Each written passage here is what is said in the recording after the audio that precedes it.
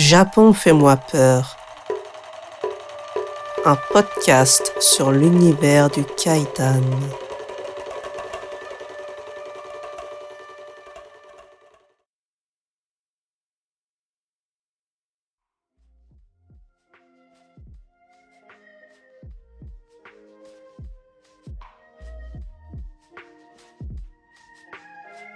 Bonsoir tout le monde et bienvenue dans ce nouvel épisode. L'histoire que je vais vous raconter nous rappelle à quel point la montagne peut être un endroit dangereux, surtout ici au Japon. Les forêts et les montagnes sont souvent perçues comme des territoires sacrés ou maudits. En s'y aventurant, on peut croiser des esprits anciens, des âmes perdues et troublées, ou pire encore, des entités qui vous choisissent comme proie. Un jour de 2007. Sur l'ancienne plateforme de forum en ligne 2chan, un homme raconte comment une simple virée en voiture dans les montagnes, accompagnée de sa fille, s'est transformée en véritable cauchemar. Cette nuit-là, ils ont croisé la route du Yamanoke, une créature de la montagne. Et vous allez voir, une fois que cette chose vous a choisi, elle ne vous lâche plus.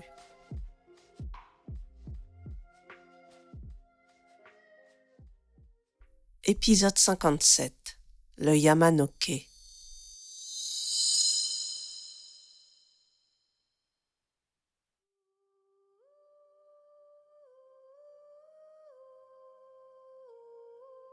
C'était il y a une semaine. J'ai emmené ma fille faire une promenade en voiture. Nous empruntions une belle route de montagne et nous avons dîné dans un drive-in en chemin. Tout se passait comme une sortie agréable, une vraie petite aventure. Mais à un moment donné, sans raison particulière, j'ai voulu lui faire peur. Alors j'ai pris un chemin de terre sur le côté. Ma fille essayait de m'en dissuader, mais je n'avais pas envie d'arrêter la plaisanterie, alors nous avons continué à avancer. Puis, soudain, le moteur de la voiture s'est arrêté, là, comme ça.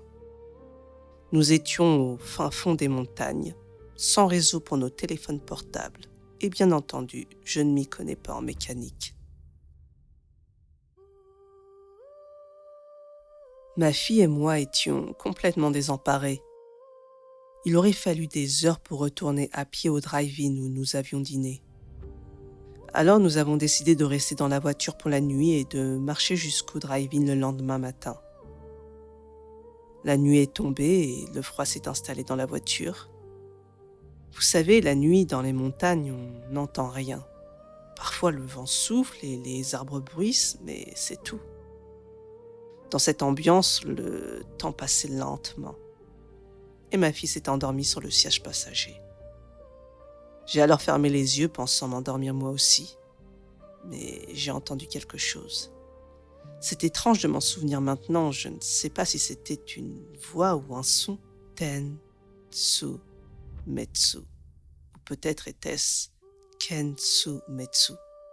Je n'étais pas sûre. Quoi qu'il en soit, cela se répétait encore et encore. Tensu Metsu. Tensu Metsu. Au début, je gardais les yeux fermés, essayant de me convaincre que ce n'était que mon imagination ou autre chose. Mais j'avais l'impression que ce son se rapprochait de plus en plus et je n'ai pas pu m'empêcher d'ouvrir les yeux. C'est alors que j'ai vu quelque chose de blanc et de duveteux s'approcher de la voiture, se déplaçant d'une manière étrange. C'était comme une silhouette sans tête et avec une seule jambe. Je ne sais pas si vous connaissez Ultraman. C'est une série de super-héros célèbres au Japon. Dans cette série, il y a un monstre appelé Jamila, qui est une sorte de créature sans tête. Cela ressemblait à ce Jamila d'Ultraman, avançant vers moi en sautant sur une jambe, agitant ses bras et secouant son corps de manière frénétique. J'étais terrifiée, à deux doigts de crier, mais pour une raison inconnue, je me suis forcée à rester calme, pensant qu'il ne fallait pas que je réveille ma fille qui dormait à côté. Je ne pouvais donc ni crier ni fuir. La chose blanche se rapprochait de plus en plus de la voiture, mais elle semblait vouloir passer à côté. je continuais d'entendre Tensu Metsu, tandis qu'elle passait près de nous. Le son s'est éloigné et quand j'ai tourné la tête, je ne la voyais plus, alors ça m'a un peu soulagée. Je me suis alors tournée pour regarder ma fille et c'est là que j'ai remarqué que la chose blanche était à l'extérieur du côté passager. En regardant de plus près, j'ai réalisé qu'elle n'était pas sans tête. Elle avait un visage sur sa poitrine.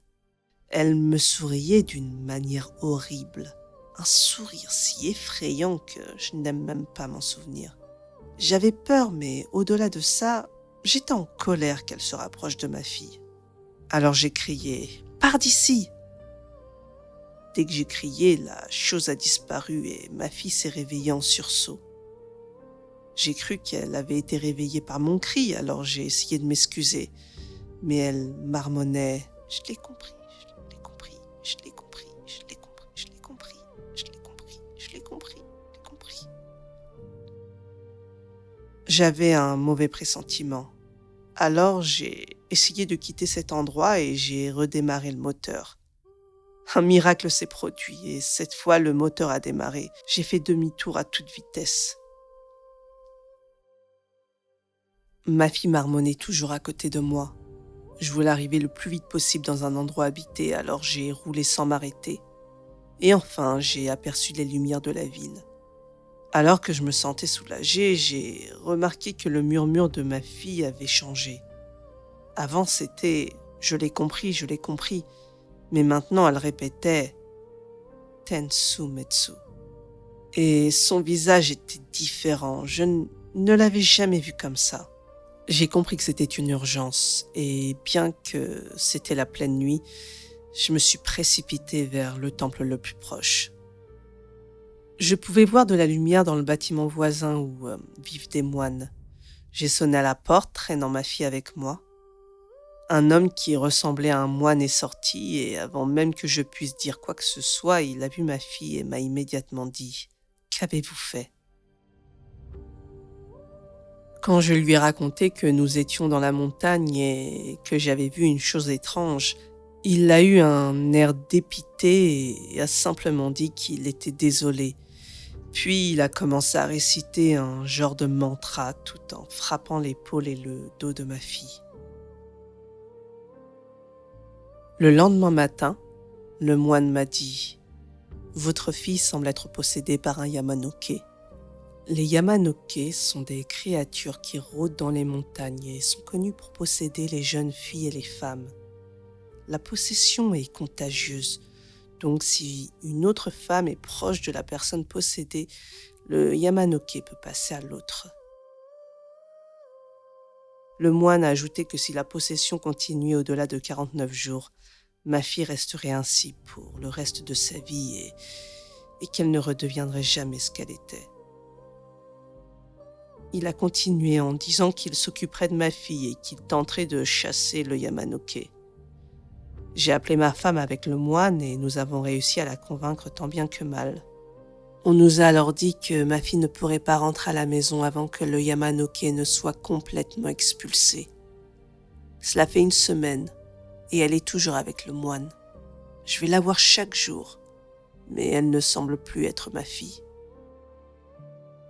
Je veux la retrouver telle qu'elle était avant, le plus vite possible.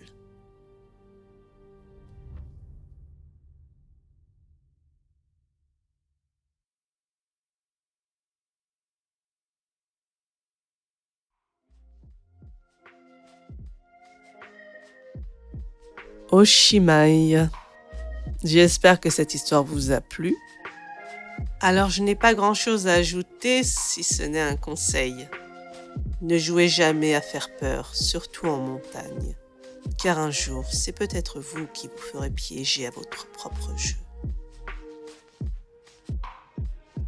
Si cet épisode vous a plu, n'hésitez pas à le partager autour de vous et à laisser un petit commentaire, ça aide énormément et surtout, c'est ce qui m'encourage à continuer.